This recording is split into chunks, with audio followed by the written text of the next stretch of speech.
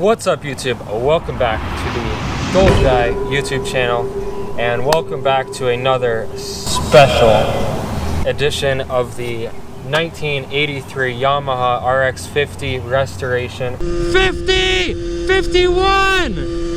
Woo! Now this video is going to be more of a how-to video, more of a tutorial on how to clean and seal your motorcycle gas tank. I've just had so many people ask me how to do this procedure. I've done it in probably 2 or 3 different videos on my channel now, but I figured it would be best just to make a clean and simple how to clean and seal your gas tank video.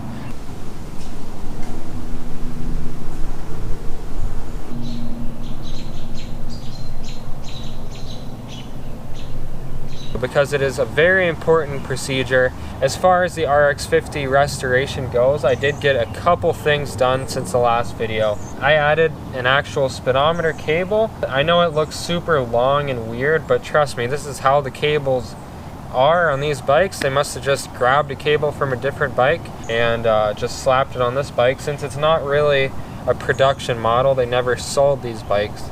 Also, I added a proper gas cap to this tank. This one actually closes all the way and it seals. Definitely some rust inside my tank. This is definitely not the worst I've seen.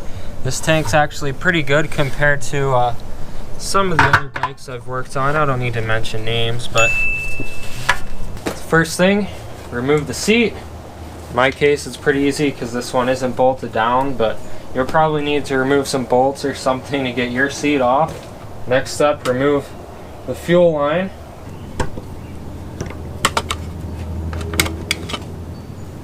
And then after that, you loosen up the back gas tank bolt.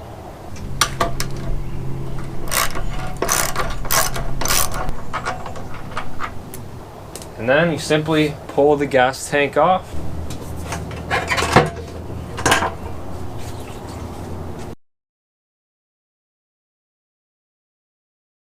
This tank is a little bit more dirty than I thought it was. Special. If your tank is empty, then maybe you should add a little bit of gas to it just to kind of clean it out before you give it the acid wash. And after you have sloshed a little bit of gas around in your gas tank, you want to locate your petcock.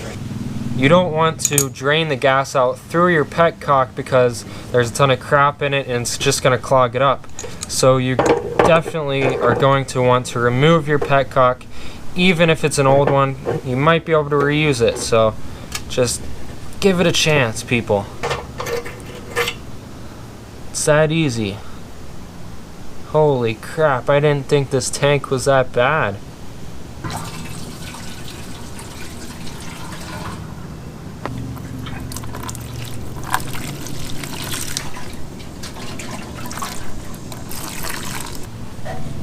Okay, I think that's all the gas.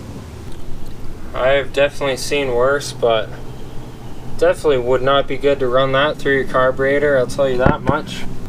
So, the next step is that you have to seal off the petcock hole of your gas tank. Now, there are 2 main types of petcocks. There's the type with 2 bolts, and it has a flange and it bolts onto the bottom of the tank. Now for this type, you can make a simple block-off plate out of steel.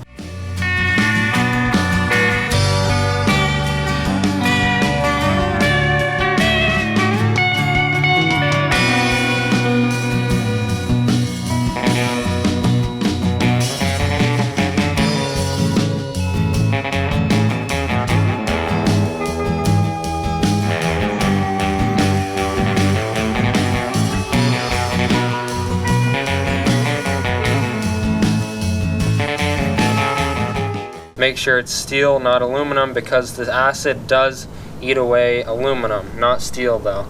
And there's the type that the RX50 happens to be, a threaded nut that threads onto this post and tightens the petcock onto the tank.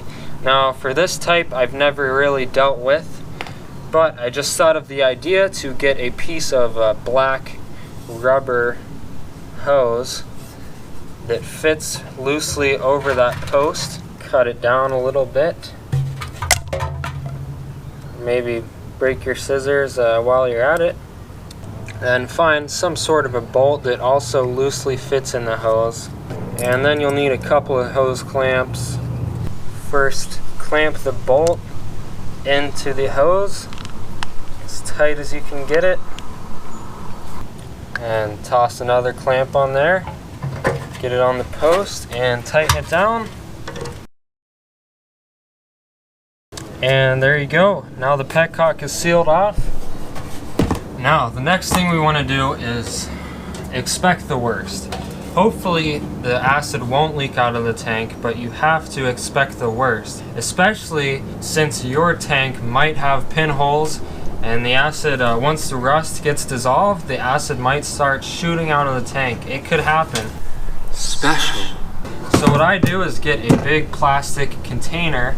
The acid can't eat away this plastic, and then we gotta get smart a little bit. Now, what I mean by get smart is wear rubber gloves and something to cover your eyes, because if this stuff gets in your eyes, it is game over. Even better, wear some goggles that go all the way around your eyes, a funnel.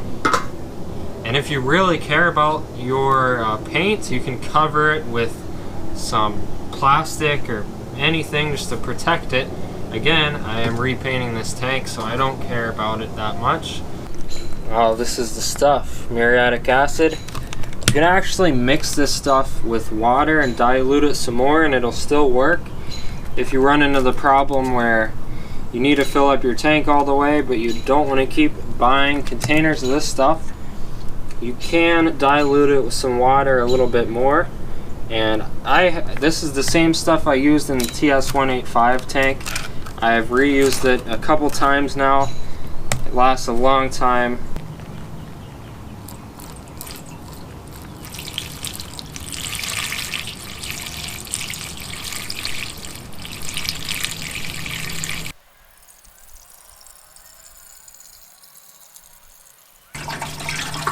And there we go, there's the whole container.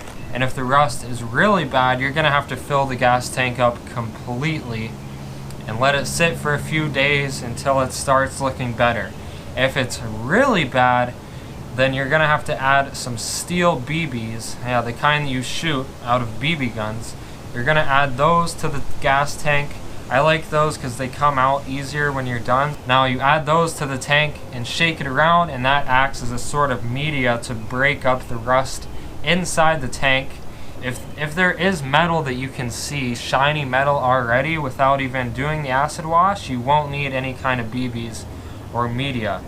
Now with the TS185 tank, I'll put a link to that video of cleaning that gas tank out in the description, because that was a very extreme case. Now this is an average case.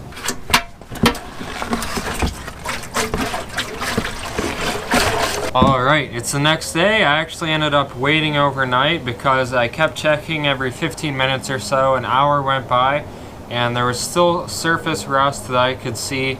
So I went ahead, I waited about a whole day, and the tank looks a whole lot better. Also, I added another gallon of muriatic acid to the tank just because it was sitting too low and I wasn't getting the stuff that you can really see right under the filler neck. So now I'm going to drain this stuff back into the container so that I can reuse them again. And then we'll have a look at the metal in here, see how it looks.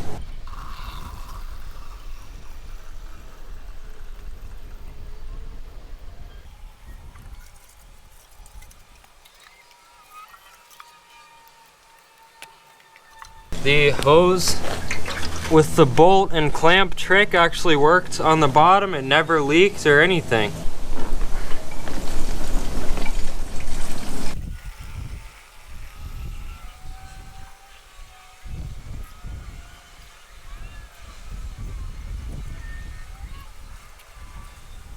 Okay, now the acid is outside of the tank and the metal should be etched. So that means that it is clean looking and it's clean metal, but the bad thing about that is that it rusts again very quickly. Trust me, if you wait even more than an hour, it can flash rust. I've seen it flash rust in 10 minutes. Now this is what the inside looks like.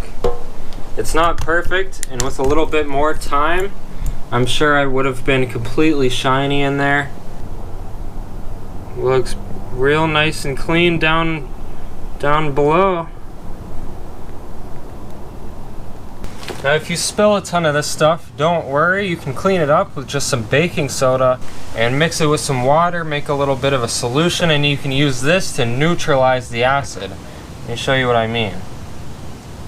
See that fizzing? That means that the chemical reaction just happened and neutralized the acid. Now it is no longer bad for the earth or for people. And I like to use that to clean everything that the acid touched. Once I've gotten all the acid out of the tank, plug the petcock back up. I rinse the tank out with any type of solvent, anything that is paint friendly, such as a paint thinner or mineral spirits or rubbing alcohol or something like that, something to clean the surface, to sort of clean that acid off of the metal, because you know that acid will not be good for the sealer. Just like before, slosh it around all over the place. Get it good and clean.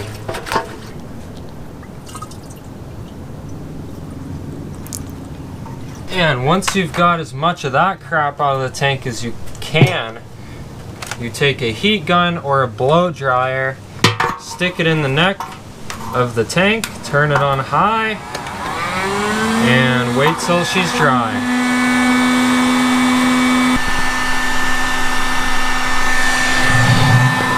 Do this part with the petcock open so that whatever's in there can drain out through there. It'll take about 10-15 minutes. After around 10 minutes, if you shake the tank around and you hear nothing, no liquid sounds, you can shine a flashlight in there, look around, and just make sure it's dry. Now this one's completely dry, but it's really hot right now, and we want to let it cool down first before we pour in the coating. Now once you are sure that your tank is cooled down and dry, you're going to want to once again plug up that petcock hole, but this time you can use tape. I like to use the shiny duct tape stuff, but you can really use any kind of tape you want, just like that. And then you take your Pour 15 fuel tank sealer, give it a good shake. There we go. Now this stuff should be nice and thin, just like paint. Shouldn't be thick like any kind of epoxy or anything. If it is thick, then it's too old and you should get rid of it. Nice thin consistency is what you want. Just pour it in, and I like to just get about half the can in there. You can go ahead and pour the whole can in if you want. It's going to end up going back into this can very soon. Next, put the gas cap back on and just go ahead, swash it around. And for this step, you're going to want to make sure you cover the whole surface of the inside of the gas tank with the sealer.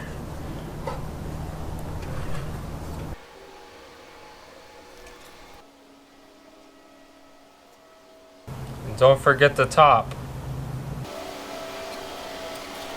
Now if you have pinholes in your tank, you might see this stuff start to come out of those pinholes. Now that's totally fine, but if you want to keep it inside the tank a little bit more, you can just throw some tape over those pinholes and the sealer will come through and seal those up, hopefully. So yeah. once you're sure that you've covered the whole inside of the gas tank with this stuff, you can get your can ready and pull that tape off and drain the stuff back into the can. There it is. Now it should look like just a little bit less than what you started with in the can.